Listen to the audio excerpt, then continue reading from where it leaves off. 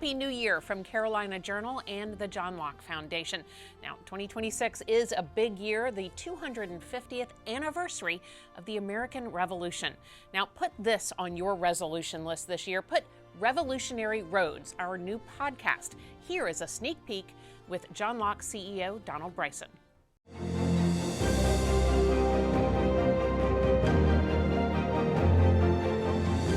Welcome back to episode 5 of Revolutionary Roads, a podcast of the North Carolina History Project here at the John Locke Foundation.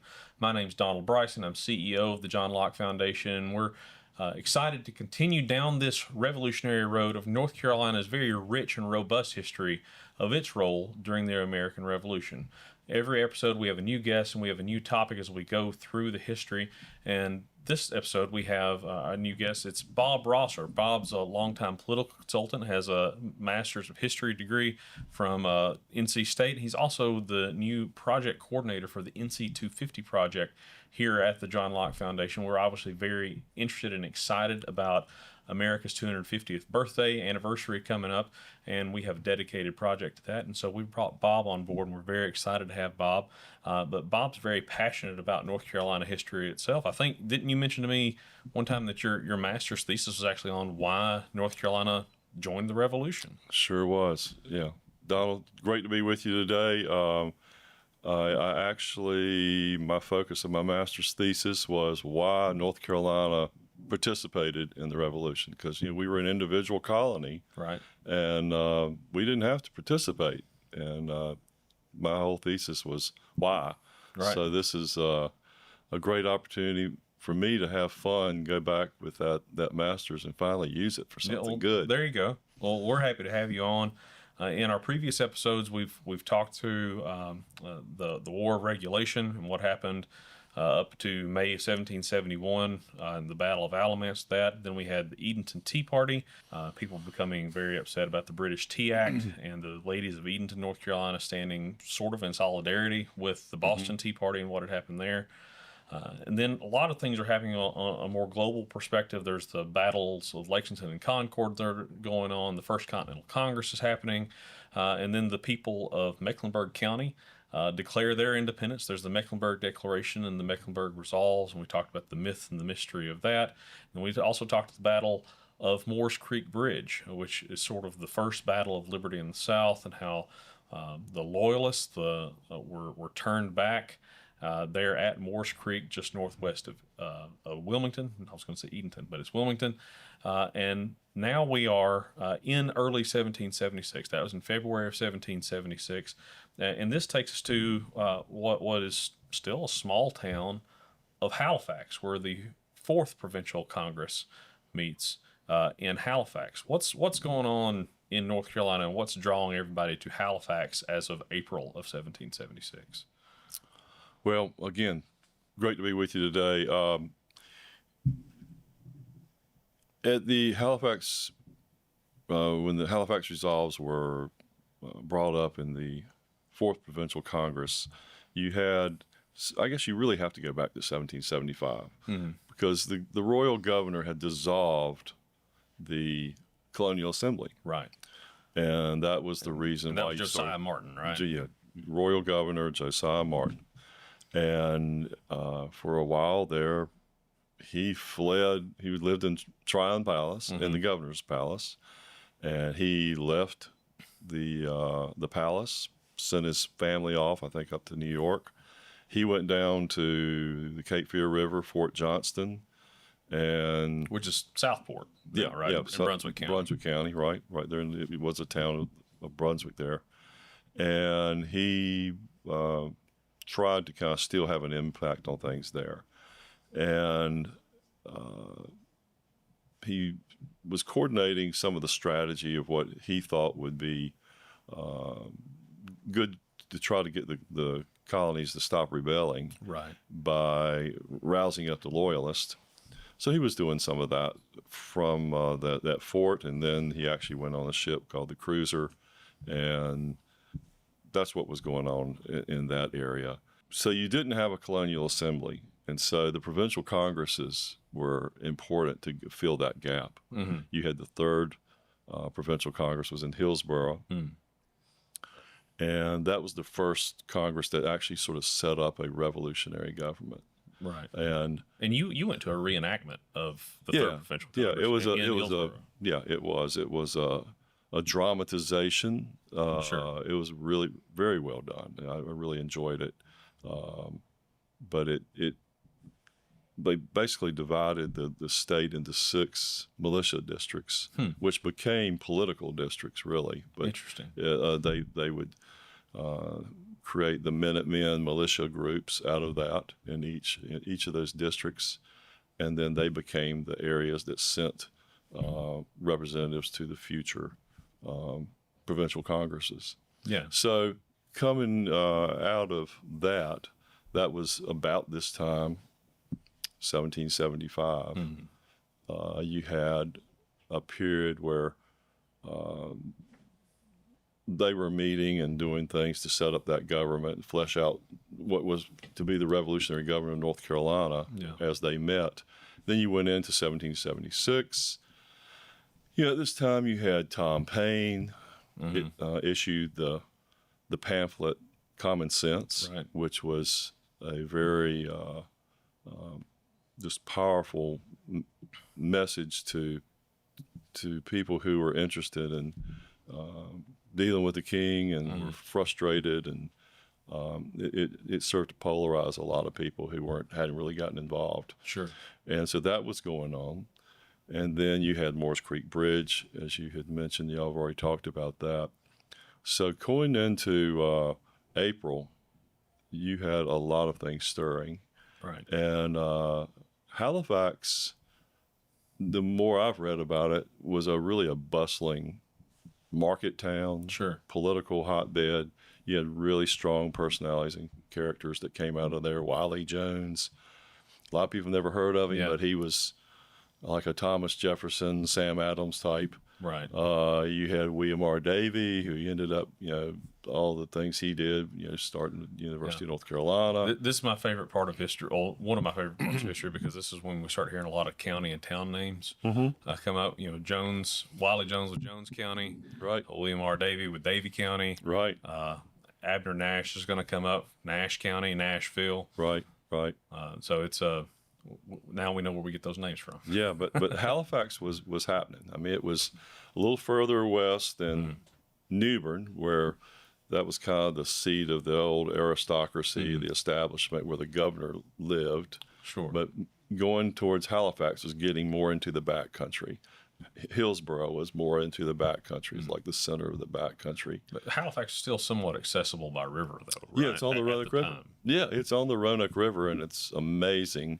Yeah, I love Halifax because I wish it was more developed and I could see it as a little Williamsburg, actually, if it was kind of developed for historical purposes.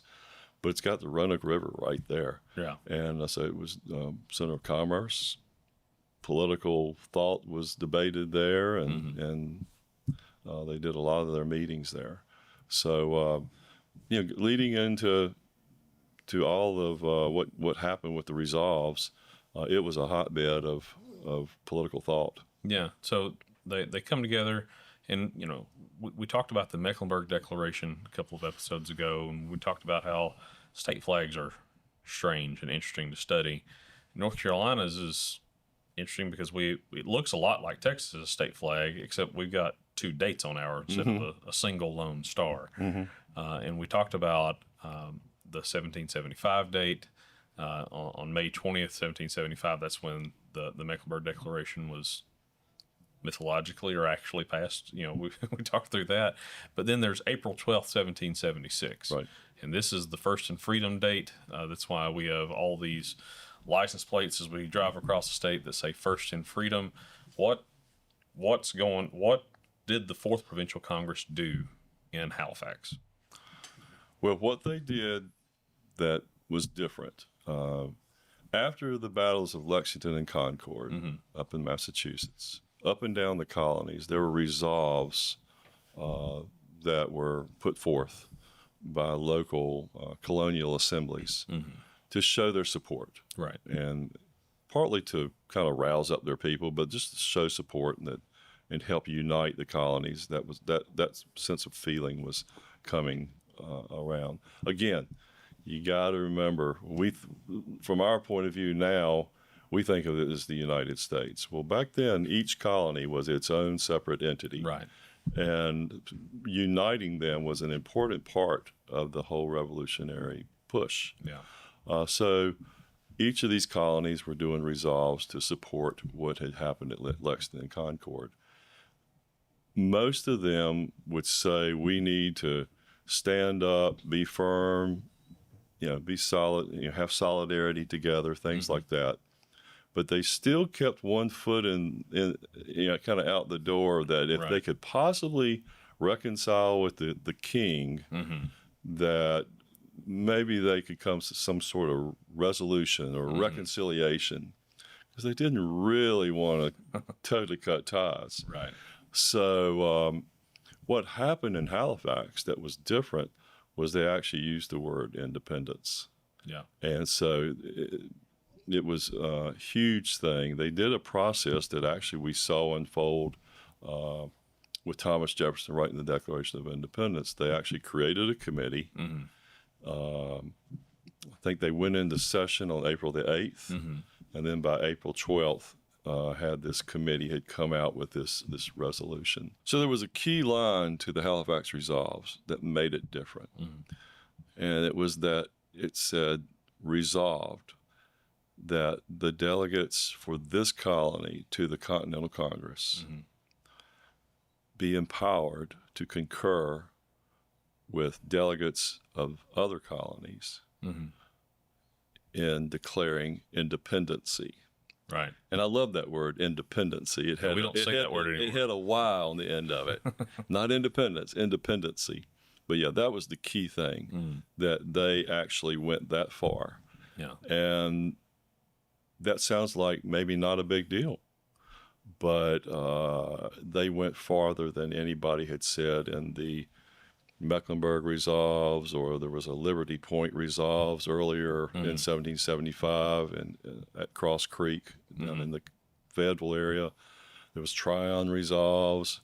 All of them were like, we're upset with Parliament, and we want to get behind the folks that fought at Lexington and Concord, and all these things were going on in these other resolves, but they never said the word independency. Yeah, but we stand for all the others where we sort of stand for constitutional rights, except for maybe the Mecklenburg Declaration, which may or may not have existed. But that wasn't even speaking for all of North Carolina. This was speaking for all of North Carolina. Right, exactly. And it was given these delegates not orders, but it was empowering them to declare independency. Yeah, basically saying when there is going to be a vote on independence, vote yes. If there was a vote, that concept wasn't even there yet. Right. So what happened was, I think Joseph Hughes, who was one of the delegates, got it and took it to the floor of the Continental Congress, and then soon after that,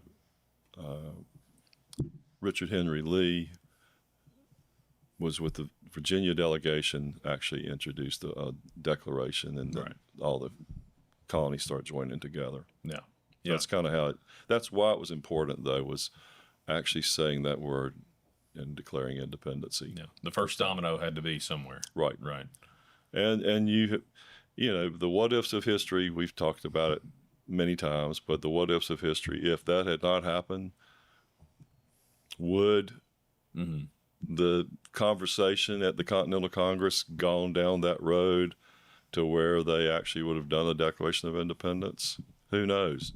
But it's certainly an important facet of our history, and something that North Carolina should be proud of, that we provided a model for the rest of the country. And if you look at it in a more global picture, none of this concept had been going on anywhere in the world. I mean, for folks, young people, you just assume this kind of thought was around before. It wasn't around before. This is new thinking and bold thinking, that you would actually go up against the king of the most powerful empire in the world, as we often say. Right. Which was true at the time. I mean, they Absolutely. really were. It was Incredibly powerful army, incredibly powerful navy. yeah, yeah, What are we going to do? yeah. Some people say, was it radical? Heck yeah, it was radical. Yeah. I mean, it was just unheard of. Yeah. We talked a little bit about the provincial congresses a little bit ago, and you talked about how they started meeting before Josiah Martin's administration collapsed. And when we say collapsed, I mean it collapsed. He dissolved the state legislature, and then he went down to Fort Johnston. Fort Johnston burned. He sits on this warship for a while. But there's no actual state government, and I think this is a clear point that the patriots, the revolutionaries in North Carolina, and those meeting in Philadelphia, they weren't anarchists, right? They weren't saying no government at all. They wanted a constitutional government that protected people's rights. And so, am I right in saying that essentially these provincial congresses started meeting because there needed to be somebody representing the people and trying to put some sort of government together? Is that about right? Yeah, and the first two, there were grievances, and they were trying to air those grievances so that Parliament, the king, would pay attention, and then they kept kind of ratcheting up the heat. But yeah, and then but they still were holding colonial assemblies. When Governor Martin dissolved the assembly, it made it much more important. Right. That third provincial congress took the place of the colonial assembly at that point. Right. And that's critical. That sort of gets to my question on why do these guys meeting in Halifax feel like they had the right to speak for North Carolina? I mean, that sort of gets to that point, right? Yeah, the third provincial congress had over 200 delegates from all over the colony, right? Different areas, and then the Halifax meeting, the fourth provincial congress, had 83 delegates. Right. Still, covered the keep wanting to say state, but covered the colony. But it was a very representative body, and largely made up of men who had been in the colonial assembly. Yeah. So who you mentioned these men, who were the leaders of this crowd in Halifax? Samuel Johnston was one. Richard Caswell had been involved before at the one in Hillsborough, third provincial and Congress. We've heard Richard for people listening on the podcast. We've heard Richard Caswell's name several times. He was an officer for Governor Tryon at the Battle of Alamance, and then he's a Patriot officer at the Battle of Moores Creek. Right. So he switched sides, and now he's declaring independence at Halifax. He ends up being the first. Spoiler alert: he becomes the first governor of the state. Right. He's Very everywhere. active. Samuel Johnston, interesting character. I think it would be very fair to call him part of the aristocracy of the state. He is not the namesake of Johnston County. He's not one of those names that we pull up, but it's his uncle, Gabriel Johnston, who had been royal governor of North Carolina, and that's the namesake of Johnston County. I live down around Clayton, and so I was trying to piece that history together. But that he goes on, and he becomes. He is the president of this provincial congress, or the chair of it, and then he goes on and is president of both constitutional conventions in North Carolina. He becomes a state senator. Then he becomes, I think, the first U.S. senator from North Carolina, and I think is the 6th governor of the state. I mean, this man, his name just keeps popping up, but he's clearly thought of as a leader here. I say all that to say, he was notorious, I think is a fair word to say, in the War of Regulation, because he wrote the Johnston Act, which said that if a leader in the War of Regulation, or the regulator movement, whatever you want to call it, has not surrendered to the royal government yet, by the time when they get to Alamance, they can be shot on sight. Whoa. So that's what Samuel Johnston's saying, and now he's chairing a provincial congress declaring independence. I mean, he's really come right around on this. Well, there's as we all probably know, in politics, this is politics. Folks can switch sides very quickly. Yeah. And depending on their own personal needs, of some nickel drops and they finally see another side that's different or whatever. But yeah, there were a lot of the leaders who had stood with Governor Tryon in the regulator movement flipped right over. They did. It's kind of amazing. It is, and something changes in their minds over time. Samuel Johnston, if you look back at the records, was always very critical of British tax policies, which is, I mean, if we're talking about it, that's the crux of the revolution, or British tax policies. And if those tax policies exist, how they're implemented, and then why they can be implemented on people who have no representation and who voted for those policies altogether. That's it. And he was always critical of that. Samuel Johnson just didn't care for the regulator movement itself. Exactly. And so that's just always been very, very interesting to me. Let's take a step back a little bit. They've declared independence.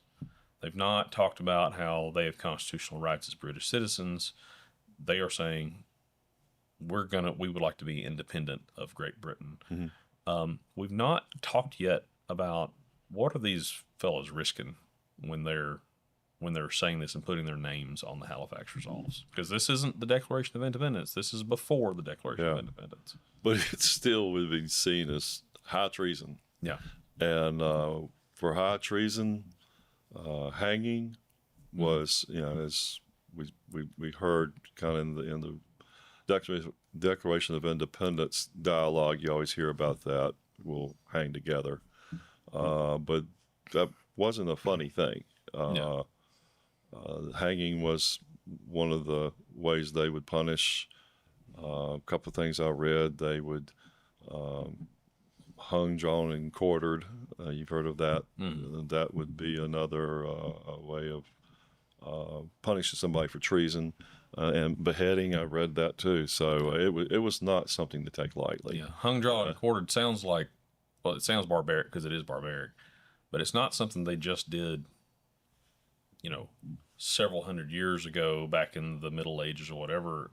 People were drawn and quartered in Britain in the 1740s. I mean, it happened. There were people in memory who could probably who had probably read a newspaper article about it happening, right? Yeah. Oh yeah. I mean, it's not good stuff. And then beyond that, I mean, even if they were, if somehow they escaped that punishment, their lands would be taken, their wealth, and most of these men were men of means. So, but they would be ruined. Yeah. Their lands, their property, their families would be ruined because they would be basically become impoverished from what the steps the crown would take against them. Yeah. This very clearly is sort of the first domino, I think, of the road to the Declaration of Independence of a colony then becoming a state and declaring independence, right? And that leads us to Thomas Jefferson writing, "All men are created equal."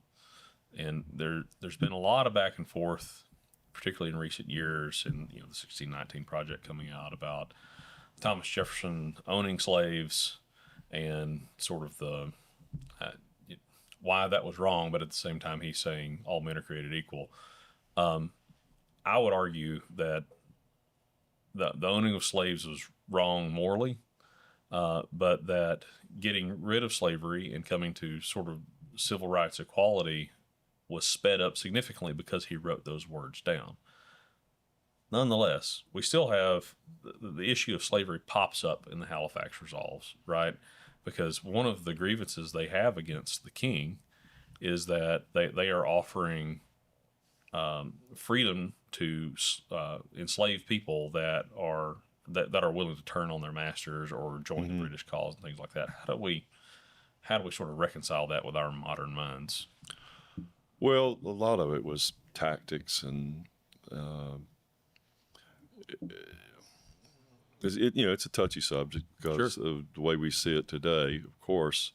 But it was used, the Patriot or Whig forces used it to stir up Eastern planters who had slaves. Mm-hmm. They used it against the king to say that the king was trying to stir up, slave revolt. Right. So that was used that way, and at the same time, the Crown was trying to use it to really get forces that would go out and fight for them, right? Because they were looking to all through this period in 1770, late 1775 and early 76, they were trying to stir up loyalists, right, and against the rebellion, against the Whigs, right. And whether you were a Highland Scot or whoever you were, or a slave, they were looking for bodies. They were looking for people to stand up and stand up with the Crown. Yeah, yeah. I think that's absolutely what was going on. I wouldn't quantify the Halifax Resolves as a pro-slavery document. I think there were several men there who owned slaves, and I think that's absolutely true. I also think that they were concerned about, when you start seeing things, if you're in the mind of a 17th century or an 18th century landholder, and you start seeing words slave rebellion, you are immediately concerned about safety. I think it's fair to say. We had this issue. We talked about the John Locke Foundation did a mini documentary on the Edenton Tea Party called "A Letter to the King," which is available on YouTube, and I suggest people watch it. I think it's really good, and it won a Communications Excellence Award from the State Policy Network. But how do we deal with that when Penelope Barker, who is writing the Edenton Resolves at the Edenton Tea Party, they didn't throw tea in the river at Edenton, but how do we deal with that? And it seems, like she's a little two-faced. And the line that they put in there is each generation walks in the light that they have. Mm-hmm. Slavery was a part of life then, and it was unfortunate, and it was tragic, and we have progressed and sort of liberated ourselves mentally away from that and understand that was wrong. But these fellows were living in the life that they had, I think, right. is sort of where we have to rest with that. Well, Bob, we really appreciate it. Appreciate your time today. Appreciate all the work. Can you talk to folks a little bit about what your work is with the North Carolina History Project?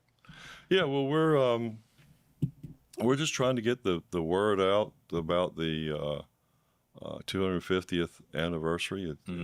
If you're as old as I am, you remember the bicentennial in 1976. It's just a lot easier to say than semi-quincentennial. Yes, exactly. But the 250th celebration, we're trying to. There's other efforts that are going on. Cultural Resources, State Cultural Resources Department is, they're guiding some efforts and working with counties, historical societies. There's a legislative committee that's doing some work on it, and we're trying to complement and just nudge along wherever we can, especially in the video area. Yeah. Podcasts like this. We're doing the films on like what we've already done with the Edenton Tea Party. There's one coming out on the Moores Creek Bridge battle. And we've got some others that we're thinking about and some other small videos. But we think we really got to get some video out to the public, because a lot of folks, that's the way they listen and learn and get excited about things. So we're excited about what some of the possibilities we can put together here in the next few months to have a really great celebration next year for the 250th anniversary. No, I think there's a lot of things that are worth celebrating, a lot of the principles that we discussed today. If you liked what you've heard today, if you like the history that we've talked about in this episode and other episodes, click like and subscribe, share with your friends, share with your family, and we hope that you listen to us next time on Revolutionary Roads.